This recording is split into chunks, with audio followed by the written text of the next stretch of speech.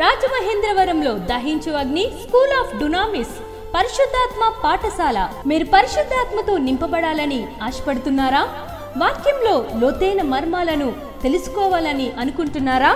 ఫలభరితమైన సేవ చేయాలనుకుంటున్నారా? విశ్వాస వీరులై ప్రభువు కొరకు మంచి పోరాటం పోరాడాలని ఆశపడుతున్నారా? అంతర్జాతీయంగా వాడబడుచున్న అనుభవజ్ఞులైన దైవజనులచే బోధించబడతాయి.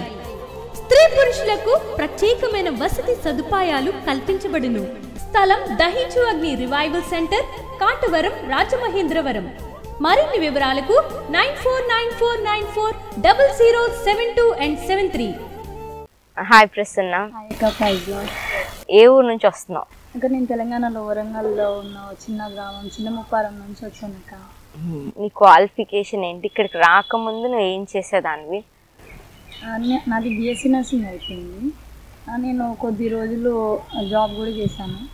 అయితే ఇక్కడికి రావడానికి ముందు ఏమైందంటే, నేను కొద్దిగా నా స్టడీ అయిపోయిన తర్వాత నేను జాబ్ చేశాను. మంచి శాలరీ తోటి పర్ మంత్ 30,000 అట్లా శాలరీ జాబ్ చేశాను. చేసినా కూడా నాకు అసలు సమాధానం లేదు, సాటిస్ఫాక్షన్ లేదు. ఇంకా ఏదో కోల్పోతున్నా అనేసి నేను అప్పటికే దేవుని నుంచి దూరం, ఏదో ఒక గ్యాప్ ఉంది నీ హార్ట్ లో. అవును, అలా అయింది. అయితే నేను జాబ్ వదిలేసి ఇంటికి వచ్చాను. వచ్చి 3 months ఖాళీ ఉన్నా ఇంటి దగ్గర.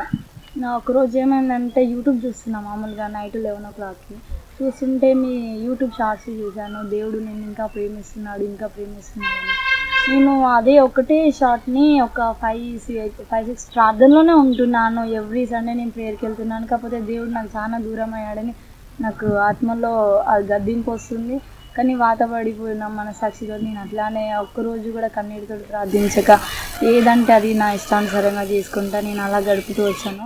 ఆ రోజు నైట్ నేను ఆ వాక్యం, మీ మాట అది వినగానే, దేవుడు నేను ఇంకా ప్రేమిస్తున్నాడని వినగానే నేను ఇంకేది ఆలోచించలేదు. తెల్లారు లేవగానే డాడీ వాళ్ళకి చెప్పాను, నేను ఇట్లా దహించు మినిస్ట్రీకి వెళ్తున్నాను డునామిస్కి అని చెప్పేసి.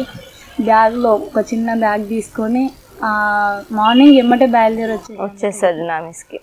ఓకే, డునామిస్కి వచ్చిన తర్వాత ఎలా బలపడ్డావు నువ్వు? పాత జీవితం ఎలా ఉంది? డునామిస్కి వచ్చాక ఆ రెన్యూడ్ లైఫ్ ఎలా ఉంది? నా జీవితం, నేను చిన్నప్పటి నుంచి డాడీ వాళ్ళు నన్ను ప్రార్థనలో నడిపించినా కూడా నాకు ఇంకా ఏదో ఒక లోటు అట్లా ఉండాలి.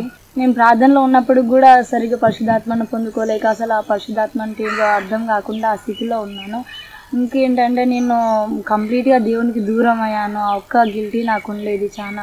నేను మళ్ళీ ప్రార్థన చేస్తే ఎట్లా, నేను దేవుడు నన్ను ఇంకా యాక్సెప్ట్ చేస్తాడా చాలా గిల్టీ ఉండేది. నేను చేసిన మిస్టేక్స్ ఇన్ని ఉన్నాయి. నేను ప్రతిసారి ప్రార్థనలో మోకరించినప్పుడల్లా ఇట్లా వస్తూ ఉండేది.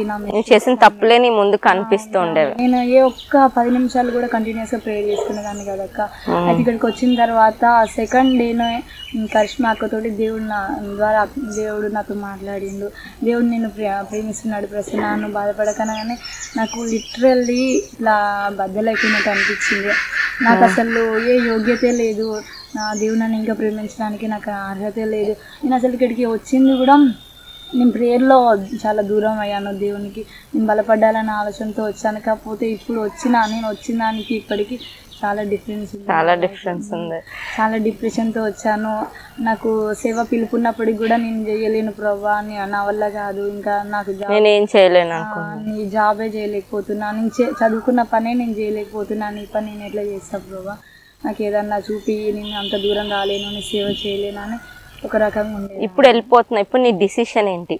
వెళ్ళిపోతున్నావు, సో ఏ డిసిషన్తో నువ్వు బయటికి వెళ్తున్నావు? ఇప్పుడు చేస్తే దేవుని సేవ మాత్రమే చేయాలి. ఇంకా ఏది కూడా చేసినా నాకు జీవితంలో సమాధానం ఉండదు. లేకుంటే నాకు ఎక్కడికి పోయినా నేను బ్రతకలేను. ఆ దేవుని సేవలోనే ఉంటేనే నాకు సంతోషం అని నేను తెలుసుకున్నాక. ఇంతటి చేంజ్ నువ్వు నీళ్ళు అబ్జర్వ్ చేసావు. ఇక్కడ మేము ఇచ్చే ఫెసిలిటీస్ కానీ, ఫుడ్ కానీ, అకామిడేషన్, ఇవన్నీ నీకు ఎలా అనిపించాయి? యూఆర్ సాటిస్ఫైడా?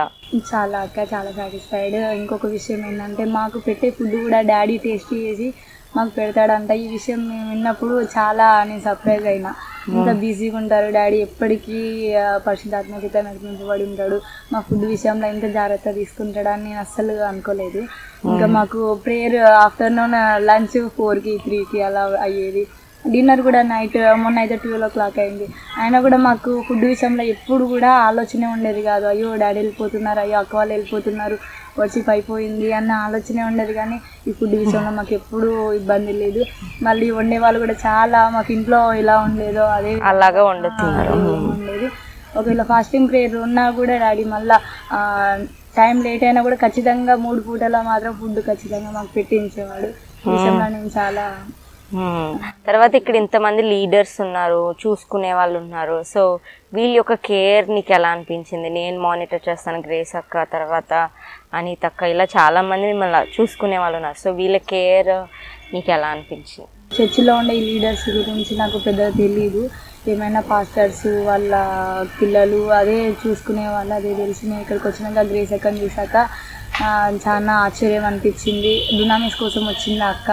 దేవుడు ఒక మాట చెప్పగానే ఇక్కడే ఉండిపోయింది. ఇంత గొప్ప వాళ్ళు సాటిస్ఫై చేస్తూ ఉన్నారు దేవునిలో. వాళ్ళని చూసి మాదిరిగా అనిపించింది. అనితక్క కూడా చాలా కేర్ తీసుకుంటూ మా విషయంలో చాలా జాగ్రత్తగా ఉంటారు. ఇంకా మీ విషయంలో అయినా, కరిష్మాక విషయంలో అయినా, మొన్న నేను కొంచెం హెల్త్ బాగాలేనప్పుడు నేను ప్రే చేయించుకోవడానికి వెళ్తే అక్కడ నాకు చాలా దగ్గర తీసుకుని ప్రేయర్ చేసింది. నేను అసలు ఆ ప్రేమను ఎవరి దగ్గర నుంచి తీసుకోలేదు. దీన్ని బట్టి దేవునికి స్తోత్రం. నువ్వు ఆశపడినట్టే దేవుడు ఇంకా నేను బలంగా వాడుకున్నాగాక, దేవుని కోసం గొప్ప సేవ చేయదుగాక. సో ఈ ప్రోగ్రామ్ చూస్తున్నారు ఎవరైనా సరే, మీకు కూడా ఆశ కలుగుతుంది కదా డునామిస్లో జాయిన్ అవ్వాలని. పరిశుద్ధాత్మ దేవుడు ఆ ప్రేరేపణిస్తున్నాడు. దాన్ని పక్కన పెట్టకండి. ఈ యొక్క డునామిస్ స్కూల్లో జాయిన్ అవ్వండి. నుండి 3 నెలలు పరిశుద్ధాత్మ పాఠశాల జరుగుతుంది. ఈ పరిశుద్ధాత్మ పాఠశాలకి మిమ్మల్ని ప్రేమపూర్వకంగా ఆహ్వానిస్తున్నాం. 3 నెలలు జరగబోతుంది. సో ఇందులో అనేక మంది దైవ సేవకులు మాట్లాడబోతున్నారు. దేవుని శక్తిని మీరు అందరూ అనుభవించబోతున్నారు. సో ఇది గొప్ప అవకాశం. దేవుడు మిమ్మల్ని ఆశీర్వదించును గాక. ఆమేన్.